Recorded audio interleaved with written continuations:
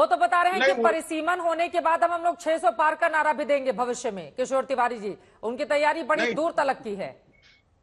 अरे भाई ये बिहार का जरा बीजेपी वाले इनको सीटें दे दे तो ज्यादा बोलो, नहीं तो अभी गठबंधन टूट जाएगा।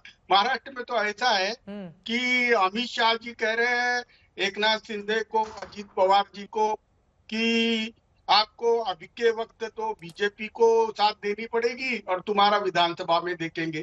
तो कट टू साइज बोलते हैं ना, तो विपक्ष रीजनल पार्टियों को बीजेपी कट टू साइज कर एक पक्षीय शासन लाना चाहती है। तो हाँ। धीरेन्द्र कुमार जी ज्यादा वफादारी मत बना। अरे तिवारी जी, पिछली बार तो आपको बीजेपी ने बराबर उतनी ही सीटें दी थी जितनी पे खुद लड़ी थी। ये अलग बात है कि उसने अब आप लोगों के मुकाबले प्रदर्शन ज्यादा अच्छा किया था किशोर तिवारी जी। अब आंकड़ों पर अगर हम बात करेंगे तो फिर तो ये बातें कैसे आप कह रहे हैं कि नहीं क्षेत्रीय दलों को नीचा। पिछली बार तो आप लोगों को कम सीटें दी नहीं गई थी, बराबरी पर ही दोनों पार्टियां लड़ी थी।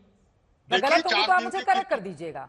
अरे अजीत पवार जी और एकनाथ शिंदे के चेहरे कल देखने लायक थे। अमित शाह जी ने उनको कहा आप 2-2 सीट पे लड़िए, जबकि वो 10-10, 15-15 सीटें मांग रहे थे। देखो बीजेपी ये रीजनल पार्टियों को खत्म करने को जा रही है। इस वजह से तो उद्धव ठाकरे उनसे दूर गए। और मैं कह रहा हूँ हम तो राइटिस्ट हिंदू पार्टी है। अगर अमित शाह और मोदी जी का नेतृत्व हटा दे बीजेपी, हमारा कहाँ झगड़ा है उनसे, कहाँ झगड़ा है। हम भी राम मंदिर वाले, वो भी राम मंदिर वाले। प्रेम शुक्ला ये तानाशाही और संविधान को जो खतरा है, इस वजह से हम आपके खिलाफ है। बोले प्रेम शुक्ला जी। क्यों नहीं? हाँ बोले प्रेम शुक्ला जी। नहीं, किशोर तिवारी जी शिवसेना में जो है कुछ दिन पहले ही आए हैं। अरे भाई, बाला साहब ठाकरे तो कहते तो ठोकशाही में विश्वास करता हूं मैं, लोकशाही में विश्वास नहीं रखता। तो क्या बाला साहब ठाकरे को जो है तानाशाह कहना चाह रहे हैं? बाला साहब ठाकरे की तुलना कांग्रेस के लोग हिटलर से किया करते थे। ध्यान है कि नहीं आपको? 1993 में सारे कांग्रेसी जो हैं बाला साहब ठाकरे को हिटलर कहते थे। 1995 में जो सरकार बनी शिवसेना भारतीय जनता पार्टी की, तो बाला साहब कहते थे मैं रिमोट कंट्रोल से सरकार चलाता हूँ। तो ये लोकशाही थी, लोकशाही थी क्या था जरा बताइए किशोर भाई। तो किशोर भाई कृपा करके आप समझ लीजिए, भारतीय जनता पार्टी संविधान में, लोकतंत्र में विश्वास रखने वाली लोकतांत्रिक पार्टी है। लेकिन श्रीमान उद्धव ठाकरे, उनके बारे में निर्वाचन आयोग भी कहता है कि वो शिवसेना के संविधान में संशोधन भी करते हैं, तो उसकी जानकारी भी जो है वो निर्वाचन आयोग तक को नहीं देते हैं। तो उनके संविधान को ही निर्वाचन आयोग पाता है कि वो असंवैधानिक था। तो आप लोकतंत्र पे क्या बात कर रही है, मुझे जरा बताइए। क्या आपका औचित्य है लोकतंत्र पर बात करने? 2 लाइन में किशोर तिवारी जी। बार श्रीमान संजय निरुपम आप पर टिप्पणी कर रहे हैं और आप उनको जवाब देने से भी डर रहे हैं। इतना डर का कारण क्या है ये बताइए। बोले तिवारी जी, क्यों डर रहे हैं आप? देखिए, देखो हिंदू हृदय सम्राट बाला साहेब ठाकरे एक पहले नेता है जो जाति के आधार पे उम्मीदवार वगैरह चुनते नहीं थे। मैं अभी बता रहा हूँ, बाला साहेब ठाकरे की एक बोलने की स्टाइल थी और काम करने की भी स्टाइल थी। लेकिन जितने प्रजातांत्रिक बाला साहेब ठाकरे थे, ये जो प्रमोद महाजन होते, ऐसा कह रहे हैं आप? एक मिनट मुझे बात सुन लीजिए। प्रमोद महाजन जी, गोपीनाथ मुंडे जी, क्या तिवारी जी कहना क्या सिर्फ बोलते थे बाला साहब? नहीं, बाला साहेब ठाकरे का अपना स्टाइल था। उनके पार्टी में रहना हो, मानते थे ना उसको, से रहना पड़ेगा जो कहते थे। तो क्या मुझे बताइए प्रेम शुक्ला जी, आप ये अब उनकी पार्टी बदल गई है, मान रहे हैं आप? नहीं, उनकी पार्टी बदल गई है, तिवारी जी की पार्टी हो गई है। अरे सुनो, अब ठाकरे जी की पार्टी तिवारी जी की पार्टी हो गई, ठाकरे जी की पार्टी नहीं रह गई। अरे प्रेम शुक्ला जी, मेरी बात पूरी करने दो। अगर वो बाला साहेब ठाकरे की स्टाइल थी तो वो स्टाइल थी, मैं कबूल करता हूँ। लेकिन वही स्टाइल से मोदी जी काम करते हैं, ये बदल गई है। कबूल करो, आप कबूल करो।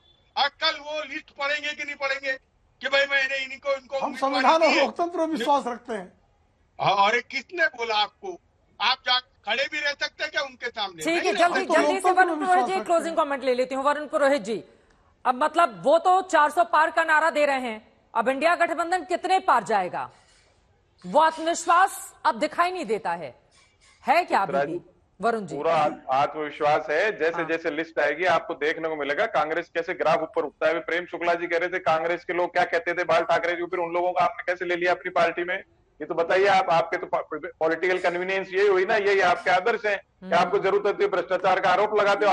आपके तो, अरे मध्य प्रदेश का वीडियो वायरल हो गया, आपके मध्य प्रदेश का वीडियो वायरल हो गया कि कल तक तुमको गाली दे दे, आज हमको स्वागत करना पड़ रहा है। आपकी तो हालत ही हो गई पार्टी की। आप में दम था तो लड़ लेते अकेले, एक अकेला सब पे भारी था तो फिर क्यों चाहिए थे आपको सारी पार्टी? कान पकड़ के अरे आ रहे हैं। 400 पार गए, 200 पार नहीं होने वाले हो। अरे संजय उनको बार बार बोलते थे आजकल आपकी पार्टी में, संजय कह रहे हैं 400 पार किया, 200 पार भी नहीं बार होने बार वाले बोलते हैं थे आप। आपकी पार्टी में। 200 पार भी नहीं होंगे। हाँ। कांग्रेस की जैसे जैसे लिस्टें आएंगी, मूवमेंट आप देखोगे अगले 1 महीने में, ये इधर से उधर मोदी जी जो कर रहे हैं, लोग इतने परेशान हो गए 10 साल में इनसे चित्रा जी। हाँ। लोग किसी भी तरह से मुक्ति चाहते हैं, ऑल्टरनेट ढूंढ रहे हैं। ठीक अब है। तो ऑल्टरनेट देगा वो आएगा। अब वो ऑल्टरनेट कौन देगा? ममता बनर्जी ने एकला चलो का ऐलान कर दिया है 42 सीटों के लिए। फिलहाल के लिए आप बहुत बहुत शुक्रिया आप सभी लोगों का। हमारे पास वक्त इतनी ही इजाजत देता है, लेकिन टीएमसी की लिस्ट में अगर डिटेल में जाए तो 12 महिलाओं को टिकट दिया गया है, 6 मुस्लिम समाज के लोगों को टिकट, 2 बीजेपी विधायक कृष्णा कल्याणी, विश्वजीत दास को टिकट मिला है,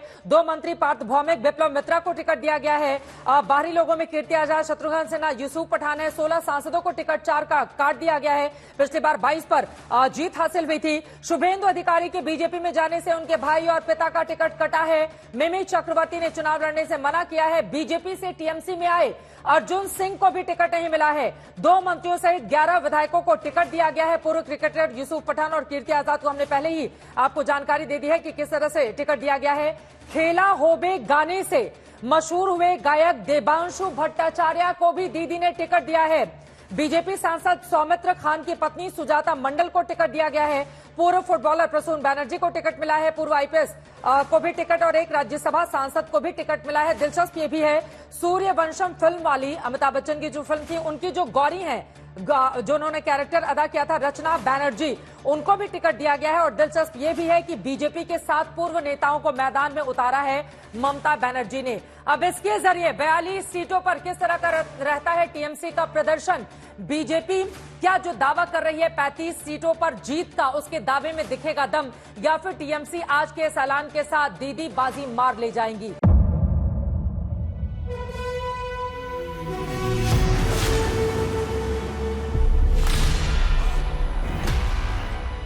मुद्दों का मैदान, जिम्मेदारी लेंगे, तर्कों पर घमासान। क्या बताना चाहते हैं इस देश को? किससे किसकी ठनी, न्याय की नीति नहीं बनती है, किसने दी किसे पटखनी, क्या सच है जिसको छिपाने की कोशिश? खबरों की दुनिया का सबसे बड़ा अखाड़ा दंगल देखे मेरे यानी चित्रा त्रिपाठी के साथ रोज शाम 5 बजे सिर्फ आज तक पर। ना पक्ष ना विपक्ष, ना लेफ्ट ना राइट, ना मिर्च ना मसाला, खबरों का बोलबाला, निडर निर्भीक सबसे सटीक स्पेशल रिपोर्ट सिर्फ आज तक पर। एयर रेड के ये सायरन समय समय पर आपको सुनाई देते। शौर्य की, भारत और चीन के बीच साहस की, सभी बाढ़ग्रस्त इलाकों का हवाई सर्वेक्षण किया है। सरोकार की, गाजीपुर में किसान से बातचीत करें। संघर्ष की, कश्मीर को आगे बढ़ना होगा।